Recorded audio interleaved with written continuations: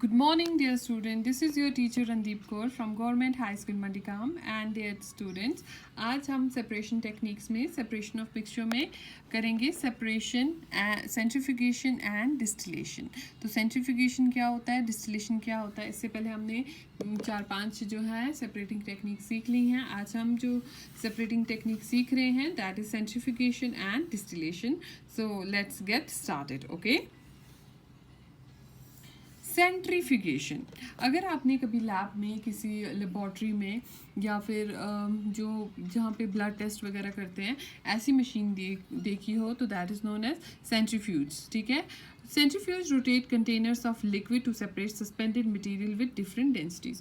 अगर हमारे पास एक मटेरियल है जिसके पार्टिकल्स डिफरेंट डेंसिटीज़ के हैं, जैसे हमारे पास ब्लड है, ब्लड में हर एक पार्टिकल डिफरेंट लेवल पे सेडिमेंट होता है. सेडिमेंट होता है नीचे बैठ जाना, तो हर एक की डेंसिटी अलग है. तो उसको सेपरेट करने के लिए हम क्या करते हैं, सेंट्रीफ्यूगेशन की मदद लेते हैं.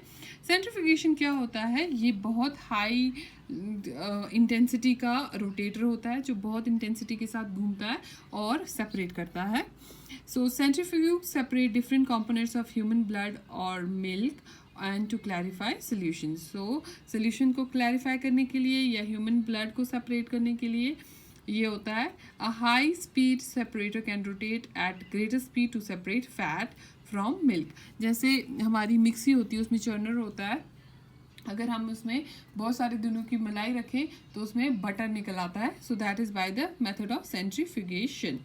The spin dryer in washing machine. अगर आपने वॉशिंग मशीन में स्पिन ड्रायर देखा होगा जिसमें कपड़े सूखते हैं, वो लिक्विड को सेंट्रीफ्यूगल फोर्स के साथ रोटेट करता है, निकालता है बाहर और कपड़ों को सुखा देता है. ठीक है, दैट इज सेंट्रीफ्यूगेशन.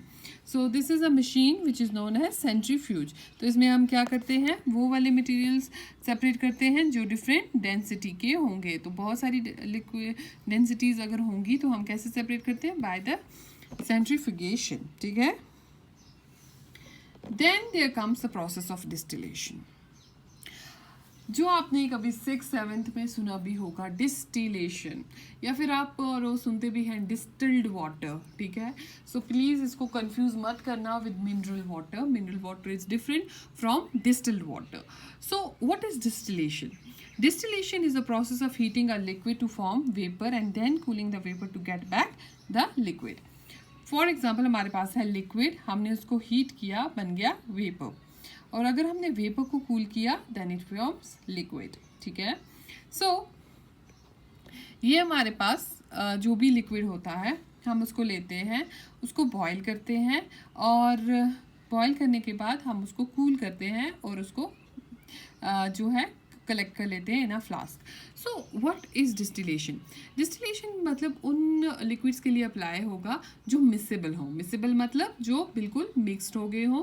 और दूसरी बात, अगर वो मिसेबल हैं उनका बॉइलिंग पॉइंट अलग अलग होना चाहिए. ठीक है, एटलीस्ट 25 डिग्रीज अपार्ट होना चाहिए उनका बॉइलिंग पॉइंट, तभी वो अच्छे से डिस्टिलेशन होंगे. जो जिसका लो बॉइलिंग पॉइंट है वो जल्दी बॉयल होके हम पहले कलेक्ट कर सकते हैं, जिसका उससे हाई बॉइलिंग पॉइंट है उसको हम बाद में कलेक्ट कर सकते हैं. So liquid obtained by condensing the vapour is called distillate. तो हम जो लेते हैं यहाँ पे वेपर को कंडेंस करके उसको बोलते हैं डिस्टिलेट.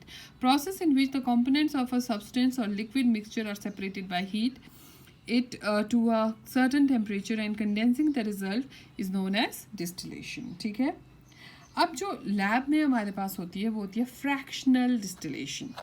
फ्रैक्शनल डिस्टिलेशन क्या होता है? ये एक प्रोसेस है by which mixture of 2 or more miscible liquids are separated and is called fractional distillation. तो इस प्रोसेस से हम 2 मिसेबल लिक्विड्स को सेपरेट कर सकते हैं. क्या प्रिंसिपल इन्वॉल्व है? If the difference in boiling point of liquid is not much, simple distillation cannot be used. अगर उनके बीच में बॉइलिंग पॉइंट का डिफरेंस ज़्यादा नहीं है तो सिंपल डिस्टिलेशन हम यूज़ नहीं कर सकते, हम करते हैं fractional distillation. In fractional distillation vapours of liquid with lower boiling point condense first. The vapour rising up becomes richer in more volatile component and can be separated from less volatile component. Volatile होता है जो जल्दी से उड़ जाए, तो जो जल्दी से उड़ जाता है उसको हम पहले कलेक्ट करते हैं, और बाद में जो उड़ता है, बाद में जो वेपर फॉर्म होता है उसको हम बाद में कलेक्ट करते हैं. तो हमारे पास फ्रैक्शनल डिस्टिलेशन में एक फ्लास्क है, जिसका नोजल बहुत लंबा है। इसमें हमने होमोजीनियस लिक्विड लिया, ठीक है। उसके बाद हमने इसमें थोड़े से एंटी बम्पिंग ग्रेन्यूल्स डाले हैं ताकि उनकी डेंसिटी थोड़ी ज़्यादा हो जाए। फिर हमारे पास एक फ्रैक्शनल कॉलम है, उसके बाद एक थर्मोमीटर भी है जो टेम्परेचर मेंटेन करेगा। उसके बाद यहाँ पे इस पाइप में जो फनल है उसमें हमने रखे हैं cold water outlet and cold water inlet, ताकि ये जल्दी से ठंडा हो जाए और यहाँ पे हम डिस्टिलेट को कलेक्ट करते हैं, ठीक है। So this is the process of distillation. So separation of mixture by distillation, हमारा एम क्या है? To separate alcohol and water from their solution. अब हमारे पास एक अल्कोहल है, सैनिटाइजर में हमने पानी डाल दिया, ठीक है, समझ लो अल्कोहल एंड वाटर की हमने मिक्सचर बना दिया। हमने प्रोसीजर 1 करना है, टेक द सोल्यूशन इन अ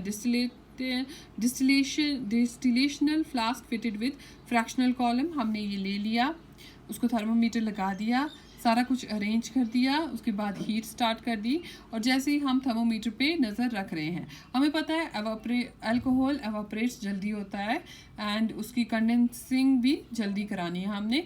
सो हम क्या करेंगे, जल्दी से जब अल्कोहल एवापरेट होता है इसको हम कोल्ड वाटर से ठंडा करेंगे and will collect the distillate as alcohol and water is left behind. So this is fractional distillation. Separation of two so हमारी कंक्लूजन क्या है? Separation of two miscible liquid whose boiling point differ by less than 25 K can be achieved by the process of fractional distillation.